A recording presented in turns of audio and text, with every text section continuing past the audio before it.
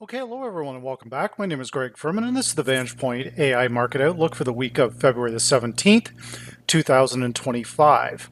Now, to get started this week, we'll begin where we always do with that very important US dollar index. Now, the dollar index remains below its calendar yearly opening price, but this past week is somewhat perplexing because the inflation data is considerably hotter, pointing or at least suggesting that the Fed is not going to be able to cut.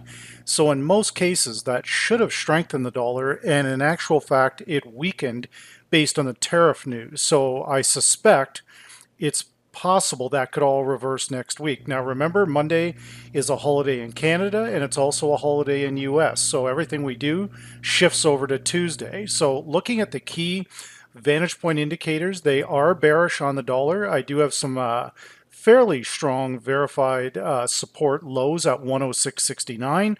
We'll see if that particular level can hold. But again, I think that once the market digests this all a little bit more, the dollar should rebound to some extent. Now, that's been very positive for both equities and gold. We'll look at equities first. But as we can see, the S&P stalled on the upper verified zone. That's at about 61.21. So if the dollar can turn lower next week, or turn higher, excuse me, next week, then it's certainly possible stocks could sell off at that particular point. Now I do see an MA diff cross trying to form here, and that's something I'll zoom in here so everybody can see it. But that pink line crossing the blue line is a contrarian signal. The market's moving up. The VP indicator is starting to point down. The predicted RSI moving sideways. But while the neural index is green, the neural index strength is not. It is actually sloping and pointing downward, suggesting that this move in equities is losing its momentum. Now, that would make sense because, again, often what happens on Wednesday and Thursday in a holiday long weekend, there'll be sometimes significant profit taking, and I believe that that's likely what happened to the dollar, but we'll see how it plays out next week. But if that's true, then equities would start to grind lower here back to our T-cross long at 60.50. Now, with gold contracts, we finished down on Friday a little bit, but a fairly significant move. The verified resistance high now comes in 29.40. There is additional very stiff resistance to 29.80. Now, there is a lot of rumors circulating about gold. That somebody is taking delivery of very large contracts. I did receive an email on that particular issue. So we'll see how this one plays out. But the VP indicators are losing momentum here.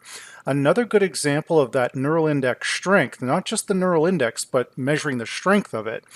It's been pointing down actually since Thursday, and then Friday we had a sharp move lower, but still in a very strong bull market, don't get me wrong. But I believe that we could retest 28.33 by month end once we get back into that period of known US dollar strength.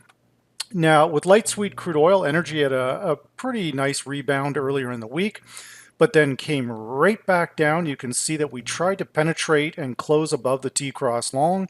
We couldn't do it, but again, we're getting all tangled up on the current yearly opening price. Now, again, as I try to point out to everybody in here, we don't want to shift the yearly, monthly, weekly opening price around to different dates or a random performance or a rolling performance. Random performance is what I call it, but we want something that we can measure, we can see. That calendar yearly opening price is really where the bulls and the bears are really fighting this out. So once again, we're going to need a clean break of this level for oil to really make any substantial move to the downside. I believe the buyers are likely to step back in by about midday Tuesday to midday Wednesday of next week. So watch your VP indicators. And again, using a 60-40 split with the predicted RSI, This split here is very, very important because I'm using the predicted RSI to gauge momentum, not overbought or oversold. I want to see if I have momentum. A break of the 40 level suggests that I have downward momentum.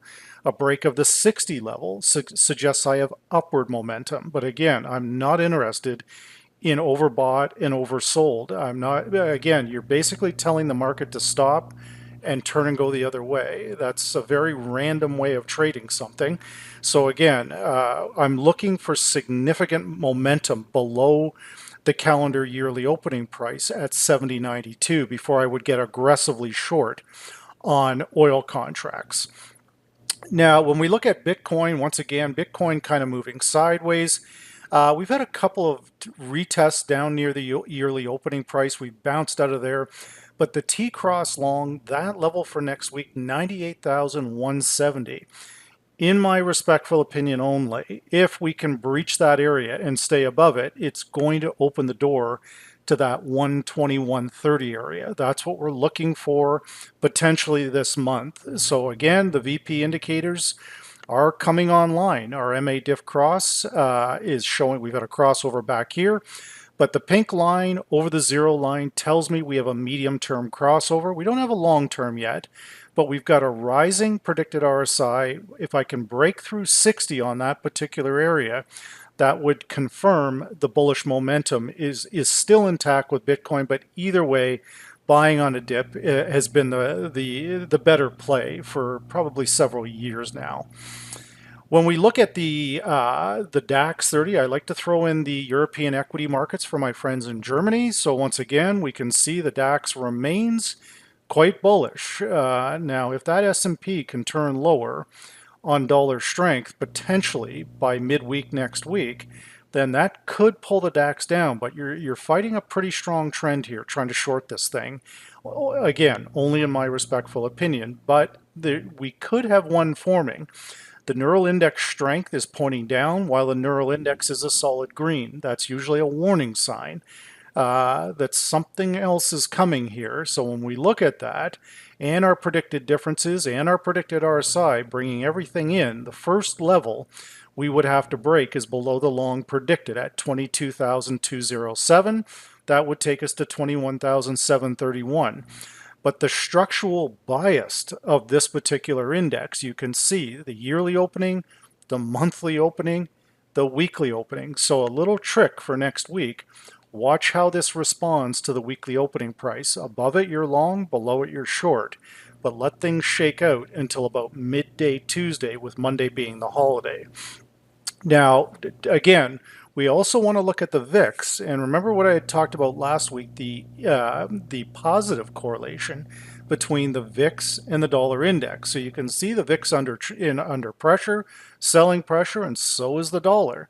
So if one or both of these turn around, then you may have something, but at 41.4, I don't have a break of that predicted RSI momentum level. So if I break down below that, 40 level, we could have momentum coming into the market. That's what you want to keep an eye on. If that happens, then you'll see your DAX, your S&P, maybe even your NASDAQ and your Dow start to move lower. But remember, they would be corrective move lower on those, not a new trend until we turn negative on the calendar year. Now, as we look at some of our main Forex pairs, starting with the most heavily traded Forex pair is Euro US.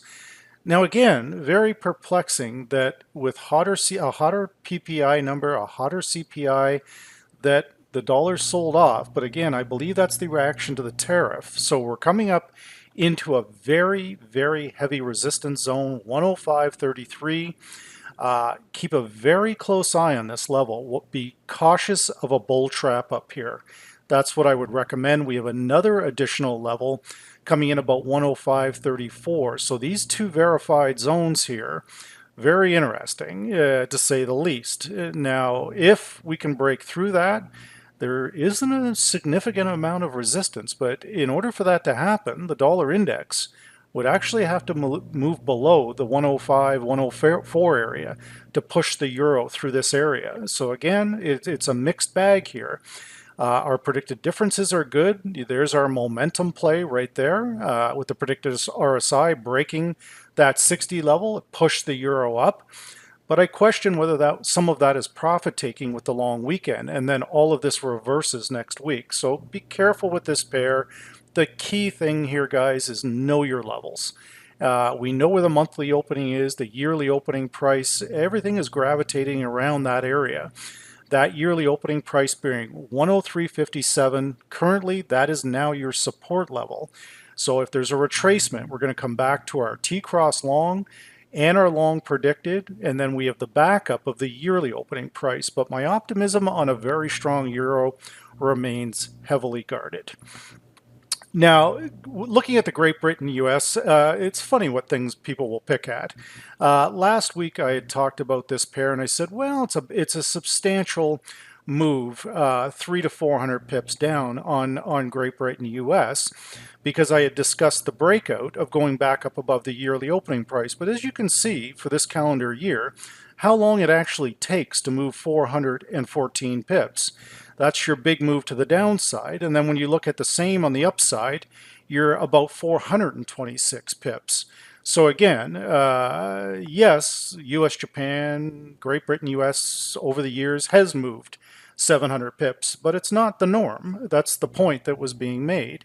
When you actually go back in VP Plus, you can go back for years on this, several years, and you can see that this pair isn't even moving 700 pips in a month, let alone a couple of days. That was the point that's being made. So again, we need to know what our daily ranges are and our weekly and monthly ranges, but it's been actually years, several years since this pair has moved 700 pips even in a month.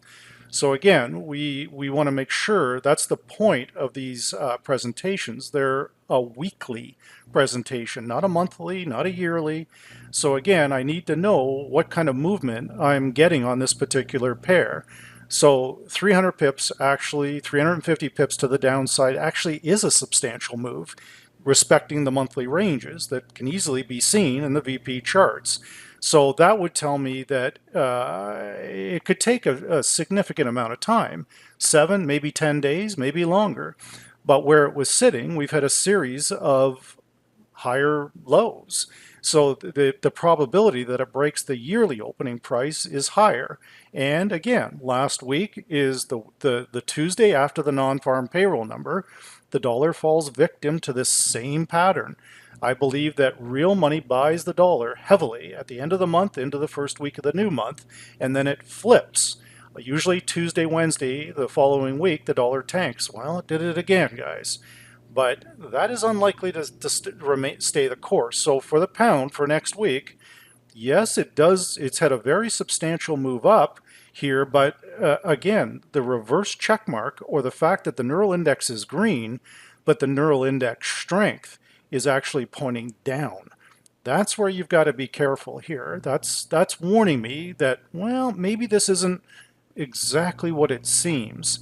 So we have some verified resistance highs. They're coming up around 125.75. It's going to be interesting to see if the pound can continue higher, but you can see a number of verified zones sitting up here right now. But again, always remember, like I said, yes, the dollar yen, I've seen US Canada also move 900 pips, but it's not the norm. That's the point. Again, we're looking at where we are in the year, and I haven't seen any really big, massive moves other than actually in US Canada because of the tariffs. And even that was only about 200 pips. So again, we always want to make sure what we know, what the current volatility is. We're not in Brexit anymore. Things are fairly stable in the UK. So, but the pound, I will concede, is the most volatile of the G7 pairs. Now, with the US Swiss franc, a very violent reversal this past week. You can see that we came up into the monthly opening price. We again pointing out how important those levels are, because we moved up to the monthly level and then failed and then tripped back down, and then now we're slipping below the yearly opening price. So if this pair remains below the yearly opening price, it will remain bearish. And that certainly is possible here, guys. It's entirely possible. But if the dollar does turn back to the upside, then this would be also a very good buying opportunity. Just make sure you're keeping a very close eye on 9063. Now, point of interest here also is that the T-cross long is sitting there, as is the long predicted. So you have a significant amount of resistance building around this particular area, around, again, approximately 9063 to 9075. So the savvy trader can play it two ways. We can sell into that area and then have buy limits or buy stops ready to go back up above the yearly opening price. Cut the one trade, go with the other one. But again, you can see that reverse check mark on the neural index strength is saying, look, this is not as weak as maybe what we think it is. So again, watch the dollar index very closely if you're trading this particular pair. Now, with the dollar yen, once again, the dollar yen, the structural bias of this, guys, the yearly opening price is highlighted in blue, the monthly coming in at a reddish color, 154.95. But the dollar yen had a good week, but you can see where it's failing into that T-cross long. So that T-cross long going into next week, that's going to be 153.82, 152.87. Shorts carry a slight edge while below those particular levels. But again, we remain bearish on the year for now, and the longer we remain under 157.28, the better shorts look going into the rest of the year. But again, what's also one of the reasons why the dollar yen had a decent week is, again, that inflation data is coming in hotter. That should have strengthened the dollar rate across the board, but I believe there was some profit taking involved there, like there always is after the non-farm payroll numbers. So this one could rebound, but longs are only viable if we can get above that T-cross long and get above the monthly opening price. So at least we're positive on the month before we start looking at executing long trades. Now, as confusing as this pair is, last week, there really is almost no reason to buy the Canadian dollar at this particular time. The political uncertainty, the tariffs, but the Canadian dollar has rebounded, but it's rebounded on dollar weakness in a period of known dollar weakness. So again, I think that you've got a buy potentially forming.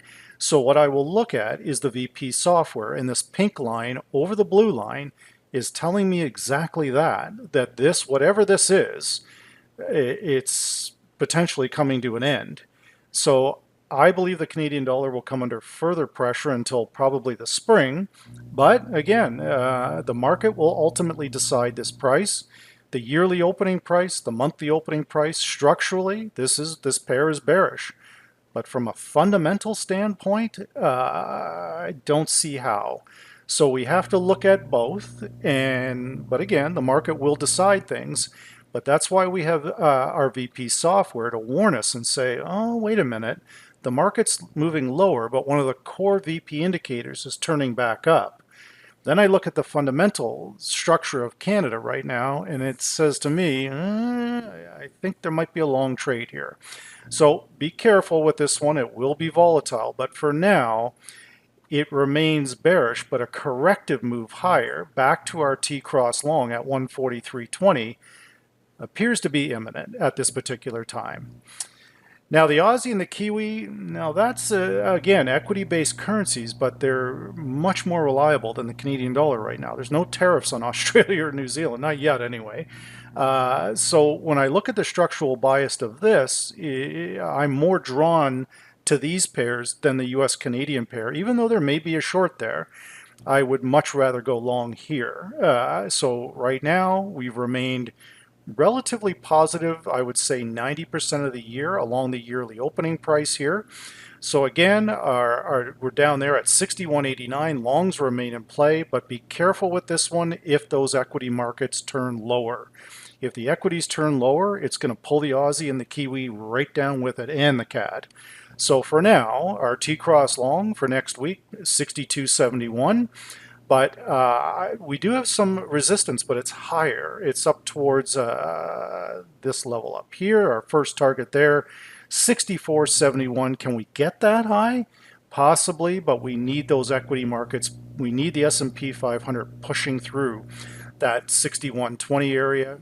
Again, the indicators here all look quite good for the Aussie to move higher. The Kiwi, I believe the Kiwi's maybe a little undervalued to the Aussie, mainly because of the Australia-New Zealand pair. So for now, this looks like more of a fresh buy on the Kiwi. The structural bias with the yearly and the monthly opening prices are fantastic. Our predicted differences look good. They're not in overextended territory. The neural index and the neural index strength are in complete agreement, and we have momentum on a break of the 60 of the predicted RSI. So that structural bias looks pretty good, but we've got to get above this high at 57.23 and stay above that area so we can start targeting these upper levels. So once again, we are going to see likely a very volatile start to the week on Tuesday, not Monday. Remember, a holiday in Canada, holiday in the US equals thin, illiquid markets on a Monday. So, but with that volatility, there will certainly be opportunity. So with that said, this is the VantagePoint AI Market Outlook for the week of February the 17th, 2000.